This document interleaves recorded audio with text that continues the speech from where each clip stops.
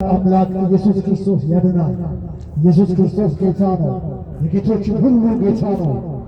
ኢየሱስ ክርስቶስ ያድናል። ከእግዚአብሔር ቃል ክፍል ከዮሐንስ ወንጌል ምዕራፍ 11 ቁጥር 25 አንድ ቃል አነባለሁ። ኢየሱስም ትንሣኤና ሕይወት እኔ ነኝ፣ የሚያምንብኝ ቢሞት እንኳን ሕያው ይሆናል። ትንሣኤና ሕይወት እኔ ነኝ። ይህን ያለበት ምክንያት አልዓዛር በሞተበት ጊዜ በቦታው ሲገኝ ማርታ በመጨረሻው ቀን ይነሳል ማለችው ነው። ማርታም በመጨረሻው ቀን በትንሣኤ እንዲነሳ አውቃለሁ አለችው። ኢየሱስም ትንሣኤና ሕይወት እኔ ነኝ፣ የሚያምንብኝ ቢሞት እንኳን ሕያው ይሆናል። ሕያው የሆነ የሚያምንብኝ ሁሉ ለዘላለም አይሞትም። ይህንን ታምኛለሽ ወይ አላት። እርሷም አዎን ጌታ ሆይ፣ አንተ ወደ ዓለም የሚመጣው ክርስቶስ የእግዚአብሔር ልጅ እንደሆነ አምናለሁ አለችው። ይህንንም ብላ ሄደች፣ እህቷንም ማርያምን በስውር ጠርታ መምህሩ መጥቷል፣ ይጠራሽማል አለቻት። እርሷም በሰማች ጊዜ ፈጥና ተነሳች፣ ወደ እርሱም መጣች። ከዛ ዝቅ ብሎ ደግሞ አነባለሁ። ቁጥር 32 ማርያምም ኢየሱስ ወዳለበት መጥታ ባየችው ጊዜ በእግሩ ላይ ወድቃ ጌታ ሆይ፣ አንተ በዚህ ኖረህ ብትሆነ ወንድሜ ባልሞተም ነበር አለችው። ኢየሱስም እርሷ ስታለቅስ ከእርሷ ጋር የመጡት አይሁድ ሲያለቅሱ አይቶ በመንፈሱ አዘነ፣ ራሱን ታወቀ። ወዴት አኖራችሁ አለ።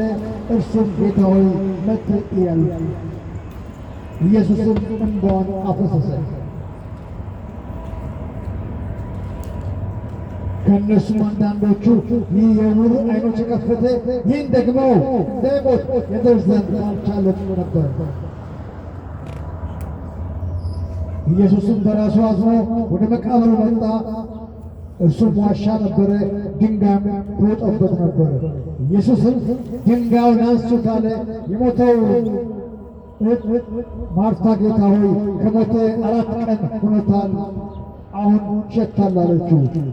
ኢየሱስ ብታምኚስ የእግዚአብሔርን ክብር እንድታይ አልነገርኩሽምን? ብታምኚ ብናምን የእግዚአብሔር ክብር እናያለን። ብናምን ወደ እግዚአብሔር መንገድ ክፍት ነው።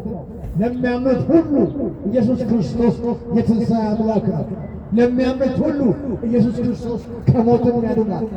ለሚያምኑት ሁሉ ኢየሱስ ክርስቶስ ከበሽታ ያድናል።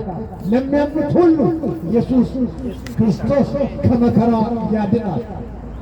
ለሚያምኑት ሁሉ ኢየሱስ ክርስቶስ የዘላለምን ሕይወት የሚሰጥ አምላክ ነው። በዚህ ስፍራ የተጻፈው አልዓዛር ከሞት የተነሳበት ወቅት ነው። ነገር ግን በእኛ ውስጥ የሞተ ነገር ምንድን ነው? በእኛ ውስጥ የሞተ ነገር አለ ወይ? በሕይወታችን የሞተ ነገር አለ ወይ?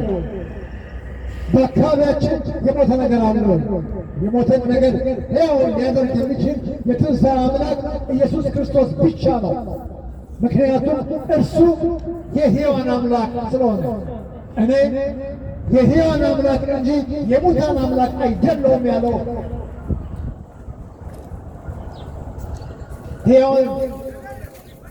ሕያውነት ከእርሱ ዘንድ ስለሆነ ሕያው አምላክ ስለሆነ፣ ስለዚህ ሕያው እንድትሆኑ ሕያው እንድንሆን የሕያዋን አምላክ ሁሉ የሆነውን ኢየሱስ ክርስቶስን በሕይወታችን ማንገስ ይኖርብናል። ከልባችን ማመን ይኖርብናል። በልባችን ተቀብለን ልንከተል ይገባል ማለት ነው። ምክንያቱም እርሱ የነገሥታት ሁሉ ንጉሥ፣ የጌቶችን ሁሉ ጌታ ነው። ኢየሱስ ክርስቶስ ያድናል። የትንሣኤ አምላክ ኢየሱስ ክርስቶስ በክብር ይገለጣል፣ በማዳኑ ይገለጣል፣ በማጽናናቱ ይገለጣል። የብርሃን አምላክ የሆነው ኢየሱስ ክርስቶስ ያድናል። የብርሃን አምላክ የሆነው የትንሣኤ አምላክ የሆነው ኢየሱስ ክርስቶስ ያድናል። እንድንበት ዘንድ ከሰማይ በታች የተሰጠን ሌላ ስም የለምና ኢየሱስ ክርስቶስ ያድናል። ኢየሱስ ክርስቶስ ጌታ ነው። የጌቶች ሁሉ ጌታ ነው። የነገሥታትም ደግሞ ንጉሥ ነው። ሃሌሉያ